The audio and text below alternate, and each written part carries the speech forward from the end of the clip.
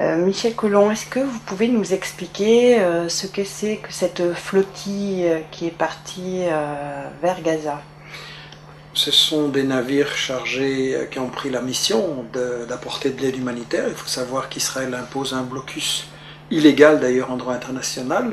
Il affame les gens de Gaza, il les prive de nourriture, de médicaments, de toutes les choses essentielles. Il leur rend la vie impossible. Et donc ce sont des gens de nombreux pays qui ont été très courageux en disant on ne va pas laisser tomber les Palestiniens, on va montrer qu'ils ne sont pas seuls. Ils savaient qu'il y avait un risque à ce point-là, personne n'aurait imaginé, mais ils savaient qu'il y avait un risque et moi je tiens à leur rendre hommage. On m'avait invité à y participer, je n'ai pas pu aller par manque de temps, je connais les gens qui étaient là et donc je tiens à leur rendre hommage parce qu'ils ont pris des risques pour aider les Palestiniens et je pense qu'on doit vraiment leur rendre hommage. Oui. Comment les Israéliens ont-ils pu faire cela? Quelles sont les raisons? Je pense que, en fait, les Israéliens prétendent qu'ils sont une démocratie, mais en volant les terres, les maisons par la violence et en attaquant tous les voisins, ils appliquent en fait ce que Ziegler, dans une interview qu'il m'a accordée récemment, disait c'est le fascisme à l'extérieur. C'est-à-dire que l'Europe, elle a sa démocratie à l'intérieur, mais à l'extérieur, elle soutient des régimes qui appliquent le fascisme envers les populations des pays du Sud. Et il n'y a pas que les Palestiniens. Donc je pense que c'est une dictature coloniale. Il faut avoir le courage de le dire. En 2010, il reste une colonie, c'est la dernière. Israël se maintient par la brutalité, c'est une dictature. Et est-ce que les Israéliens se moquent de l'opinion publique? En fait, non, ils y sont très sensibles. Ils ont peur de perdre leur image d'État démocratique, recherchant la paix, blablabla, et ils y sont sensibles. Le problème, c'est que l'opinion publique ne s'exprime pas assez. En fait, il y a de plus en plus de gens qui se rendent compte qu'Israël ment, qu'il ne recherche pas la paix, qu'il cherche des excuses hypocrites, mais cette opinion ne se fait pas encore assez sentir. Les dirigeants politiques maintiennent leur soutien à Israël. Il faut absolument amplifier l'information alternative.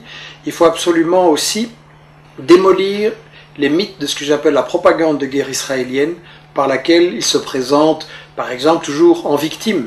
Dans ce cas-ci aussi, les navires de guerre attaquent des humanitaires et Israël a encore le culot de se présenter comme étant la victime et ses soldats en danger. Là, c'est flagrant aujourd'hui. Mais en réalité, ils font ça tout le temps.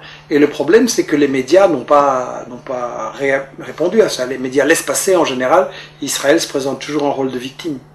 Justement, le président français Nicolas Sarkozy a réagi ce midi en disant que la réaction des Israéliens avait été disproportionnée. Qu'en pensez-vous?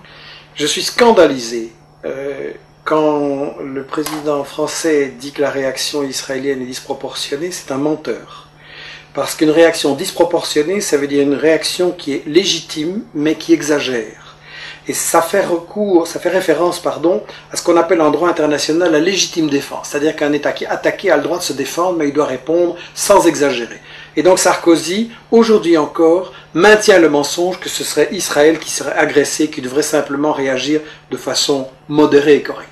C'est un menteur parce qu'en réalité c'est Israël qui depuis 60 ans vole les terres des Palestiniens, leur rend la vie impossible et en employant ce mot-là aujourd'hui, Sarkozy ment à son peuple et ment à l'opinion internationale. Ça ne m'étonne pas parce qu'en plus ses ministres aussi répercutent tous les mensonges qui sont favorables à Israël. Vous avez une ministre de l'Intérieur, Madame Alliot-Marie, qui a eu le culot d'encourager à faire un procès contre les personnes qui en France appellent à boycotter les produits illégaux d'Israël. Donc en fait il faudrait faire un procès à Madame Alliot-Marie qui est censée faire respecter le droit, qui viole le droit international, qui vient en secours à Israël, qui bafoue toutes les résolutions de l'ONU, et ce gouvernement-là a encore le culot de se prétendre le défenseur du droit.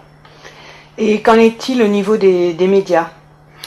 Je pense justement qu'on a un problème, et on le voyait aujourd'hui, moi j'étais scandalisé, on est là dans l'après-midi des événements, j'étais scandalisé en voyant les médias ce matin, à qui ils donnaient la parole au gouvernement israélien, qui reconduit ces mensonges, que c'était des gens dangereux, qui sont liés au terrorisme international, mais je veux dire, c'est comme faire interviewer le violeur dans une affaire de faits divers, quoi. C'est ahurissant. Donner la parole aux victimes, donner la parole aux gens qui expliquent qu'Israël ment, donner la parole aux analystes qui vont vraiment éclairer les faits et pas aux gens qui ont commis ces crimes. Je suis scandalisé et pas étonné.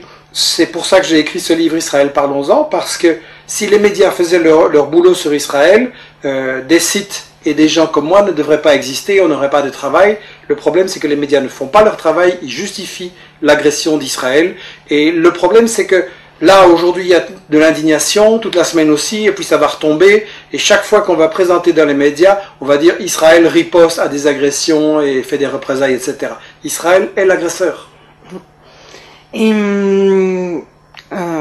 suite à ce drame, qu'est-ce qui va se passer selon vous?